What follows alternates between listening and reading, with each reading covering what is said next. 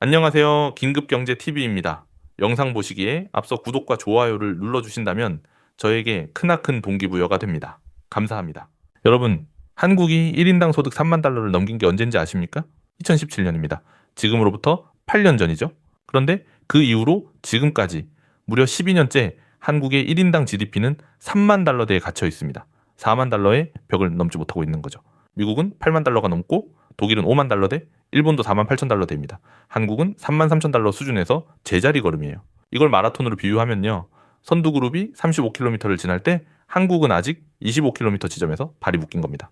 속도가 느린 게 아니라 아예 멈춰선 느낌이죠. 왜 이렇게 됐을까요?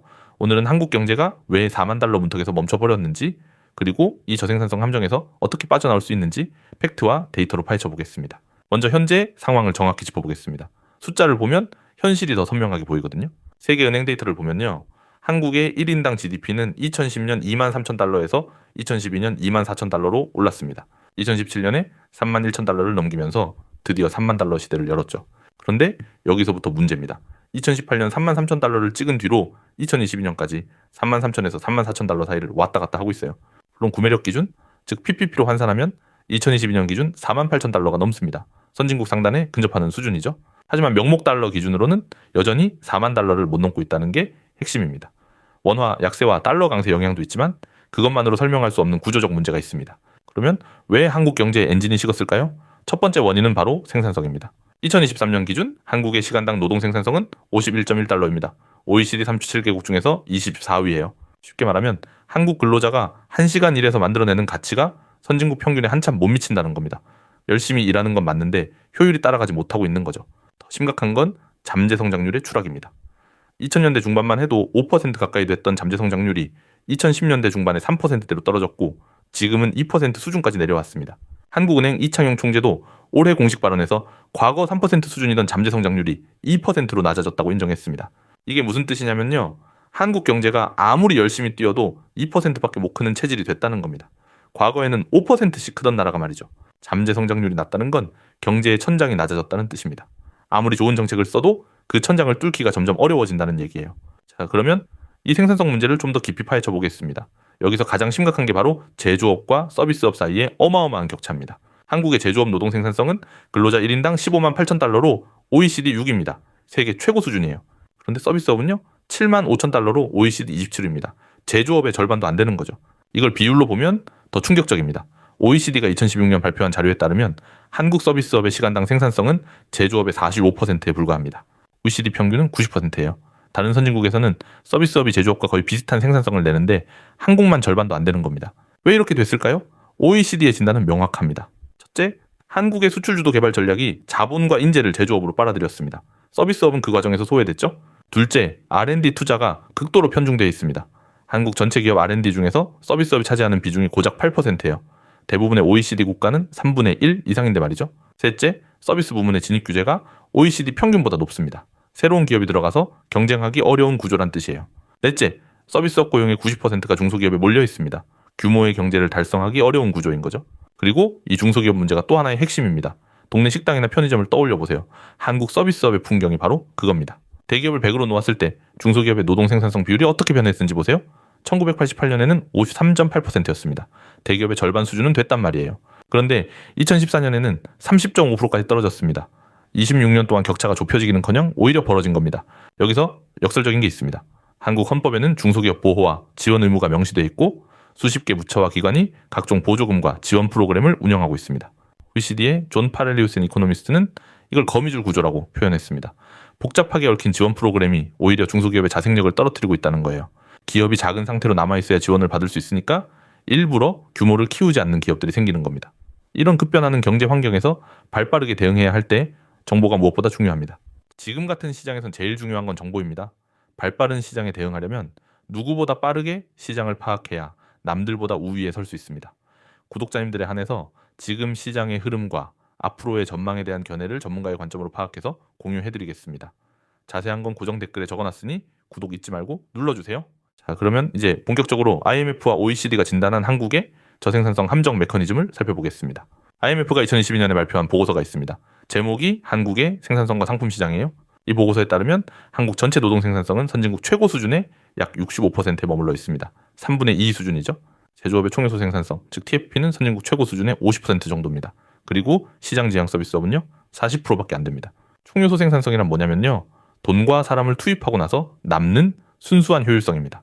같은 돈과 사람을 투입해도 얼마나 더 잘 만들어내느냐를 보여주는 지표죠. 이게 정체됐다는 건 한국 경제가 더 이상 스마트하게 성장하지 못하고 있다는 뜻입니다. 그러면 왜 이 생산성이 올라가지 않는 걸까요? IMF가 지목한 핵심 원인은 바로 규제입니다. 규제가 마치 보이지 않는 천장처럼 경제의 성장을 가로막고 있는 겁니다. OECD의 상품 시장 규제 지표 PMR이라고 하는데요. 0부터 6까지의 점수로 규제 강도를 측정합니다. 높을수록 규제가 강한 거예요. 한국은 1998년 2.6점에서 2018년 1.7점으로 꽤 많이 낮아졌습니다. 규제 완화가 진행된 건 맞아요. 하지만 여전히 OECD 평균보다 높은 영역이 있습니다. 서비스와 네트워크 부문의 진입 장벽이 가장 심합니다. 새로운 사업자가 시장에 들어오기 어렵다는 뜻이에요. 공기업과 정부의 사업 개입도 OECD 평균보다 높고요. 무역과 외국인 투자 관련 장벽도 여전합니다. IMF는 한국이 OECD 평균 수준까지만 규제를 완화하면 노동 생산성 성장률이 연간 0.5%포인트, 총요소 생산성은 0.8%포인트 올라갈 수 있다고 추정했습니다. 0.5%포인트가 별것 아닌 것 같죠? 하지만 잠재 성장률이 2%인 나라에서 0.5%포인트가 추가되면 25% 성장 동력이 더 생기는 겁니다. 엄청난 차이예요. 규제만 문제가 아닙니다. 한국 경제의 두 번째 큰 제약은 인구 구조입니다. 이건 시한폭탄이라고 해도 과언이 아닌 문제예요. 2023년 한국의 합계 출산율은 0.72명입니다. 세계 최저예요. 인구가 유지되려면 출산율이 2.1명은 돼야 하는데 그 3분의 1 수준밖에 안 되는 겁니다.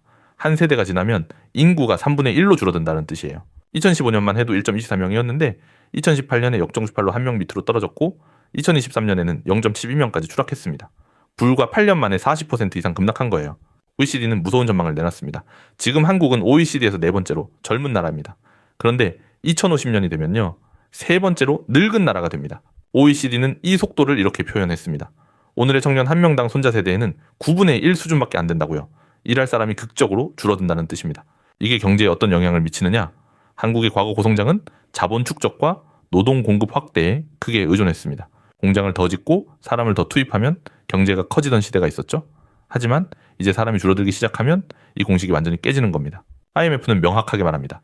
과거에는 사람을 더 투입하고 공장을 더 짓는 방식으로 성장했지만 이제 그 방식은 끝났다고요? 앞으로는 생산성을 높이는 것만이 유일한 성장 엔진이라는 겁니다. 과거와 현재를 비교하면 그 차이가 극명합니다. 1990년부터 2010년까지 한국의 노동 생산성 성장률은 연평균 5% 이상이었습니다. OECD 최고 수준이었어요. 선진국 프론티어 대비 0.4에서 0.7까지 빠르게 따라잡았죠. 그런데 2011년 이후로는요, 연평균 0.8%로 급락했습니다. 6분의 1 수준으로 떨어진 거예요. 선진국을 따라잡는 속도가 사실상 멈춰버린 겁니다. 자, 그러면 이 함정에서 어떻게 빠져나올 수 있을까요? IMF와 OECD가 제시한 구조적 해법을 정리해 보겠습니다. 단순한 처방이 아니라 국제기구들이 수년간 연구한 결과입니다. 크게 5가지입니다. 경쟁 촉진, 중소기업 정책 개편, 서비스업 R&D 혁신, 노동시장과 인구 대응, 그리고 기후와 디지털 전환입니다. 하나씩 살펴보겠습니다. 첫째, 서비스와 시장의 경쟁을 촉진해야 합니다. 도소매, 운수, 통신, 에너지, 금융, 전문 서비스 분야의 진입 규제를 낮춰야 합니다. 공기업이 차지하는 영역을 줄이고 정부가 가격이나 수량을 직접 통제하는 방식을 축소해야 해요. 외국인 직접 투자에 대한 차별적 규제도 완화해야 합니다. IMF 추정으로는 이것만 해도 연간 0.5에서 0.75%포인트의 생산성 향상이 가능하다고 합니다. 둘째, 중소기업 정책을 근본적으로 바꿔야 합니다. OECD의 처방은 분명합니다.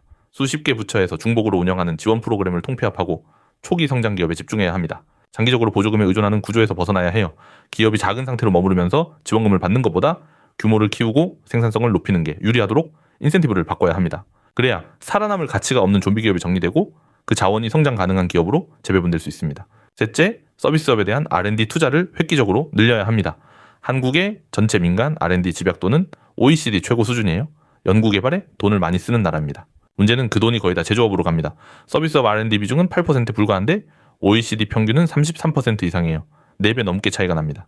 ICT와 디지털 플랫폼, 금융과 비즈니스 전문 서비스, 헬스케어, 그리고 콘텐츠와 문화 산업이 핵심 타깃입니다. 규제 샌드박스를 확대하고 데이터를 개방해서 새로운 서비스가 태어날 수 있는 환경을 만들어야 합니다.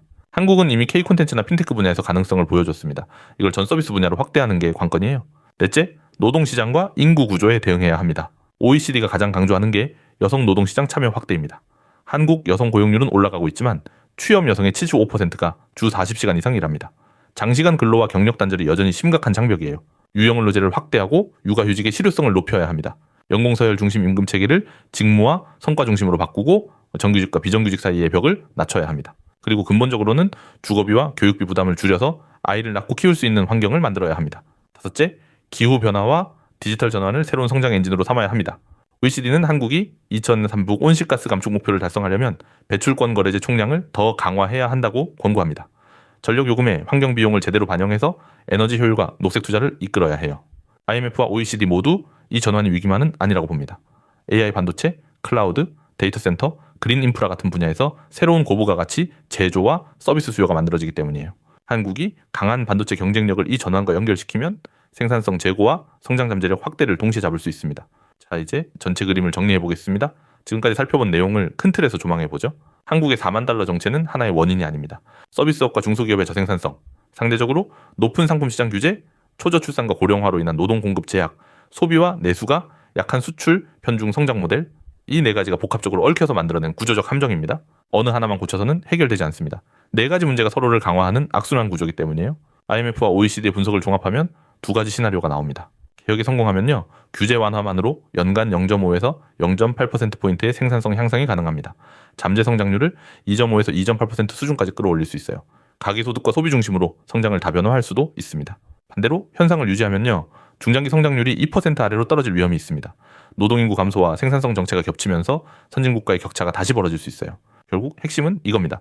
한국이 다음 단계로 도약하느냐 아니면 지금 자리에 주저앉느냐의 분기점에 서 있다는 거예요. OECD는 한국의 과거를 돌아보면서 이렇게 조언합니다. 개방과 규제 완화를 동시에 추진했던 시기가 가장 성공적이었다고요? 지금 한국에게 필요한 건 가계소득과 소비를 새로운 성장 엔진으로 만드는 것입니다. 공정한 경쟁, 튼튼한 사회 안전망, 서비스업의 경쟁 촉진이 그 열쇠라는 겁니다. 앞으로 주목해야 할 핵심 변수를 정리해드립니다. 첫째, 서비스와 네트워크 산업의 규제 완화가 얼마나 빨리 진행되느냐입니다. 이게 가장 즉각적으로 생산성을 높일 수 있는 레버예요. 둘째, 출산율입니다. 0.72명에서 반등의 조짐이 나타나는지가 중장기 운명을 결정합니다. 셋째, 중소기업과 대기업 사이의 생산성 격차가 좁혀지는지 봐야 합니다. 30.5%라는 격차가 줄어들기 시작하면 한국 경제에 새로운 활력이 생길 겁니다. 넷째, 디지털과 녹색 전환에 대한 투자 규모입니다. AI 반도체, 클라우드, 그린 인프라에서 한국이 기회를 잡을 수 있느냐가 관건입니다. 12년째 3만 달러에 갇혀있는 한국 경제. 하지만 이 정체가 영원한 건 아닙니다. IMF와 OECD의 분석이 보여주듯이 구조개혁을 실행하면 연간 0.5에서 0.8%포인트의 생산성 향상 여지가 있습니다. 문제는 시간입니다. 인구 고령화는 기다려주지 않습니다. 지금 골든타임을 놓치면 되돌리기 어려워요. 시장 상황은 1분 1초가 급변하고 있습니다. 이런 구조적 변화의 시기에는 누구보다 빠르게 정보를 파악하는 게 생존의 핵심이에요. 구독자분들께는 지금 시장의 흐름과 앞으로의 전망에 대한 전문가 관점의 분석을 공유해 드리겠습니다. 구독 버튼 꼭 눌러주시고 고정 댓글도 확인해 주세요. 한국 경제의 결정적 신호. 예를 들어 서비스업 규제 완화 법안이 국회를 통과하거나 출산율 반등 데이터가 나올 때 실시간으로 알려드리겠습니다. 여러분의 자산을 지킬 골든타임 제가 직접 챙겨드리겠습니다.